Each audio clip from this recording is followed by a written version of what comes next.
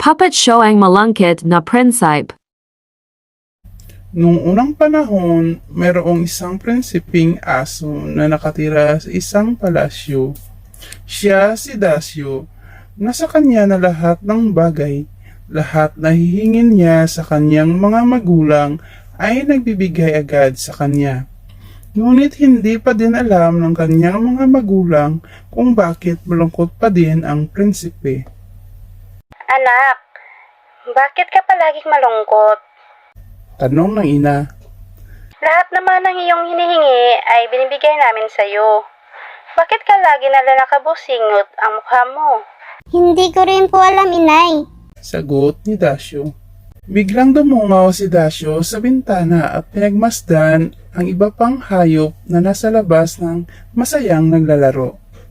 Paano kaya nila nakuhang maging masaya? Tanong ni Dasyo sa sarili.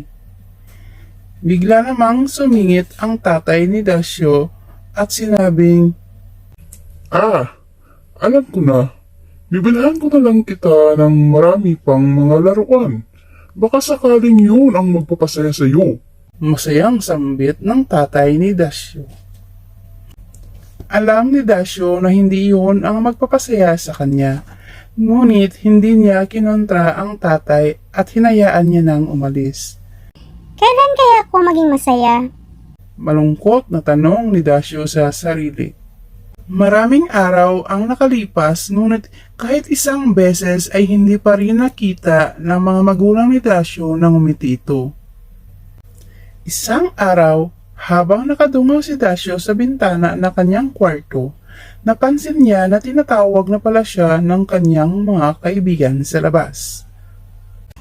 Prinsipe Dasyo! Prinsipe Dasyo! Prinsipe Dasyo!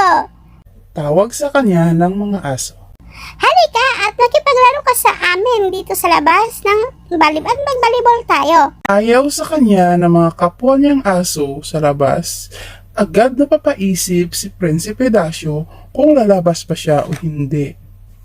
Wala naman sigurong masama kung makikipaglaro muna ako sa kanila. Sabi ni Dasyo sa sarili. At agad siyang lumabas sa kanyang kwarto. Nakalipas ang ilang oras ay nakabalik na ang mga magulang ni Dasyo.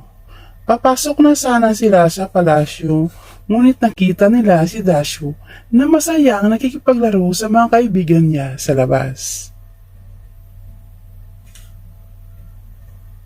Agad na pangiti ang mga magulang ni Dasyo nang makita nilang masayang nakikipaglaro ang anak sa kapwa niya aso sa labas. Simula nung araw na yun ay palagi nang nakangiti si Dasyo dahil kaibigan lang naman pala ang kailangan niya para maging masaya at hindi mga material na bagay ang kailangan niya. At dito nagtatapos ang kwento ng Ang Malungkot na Prinsipe.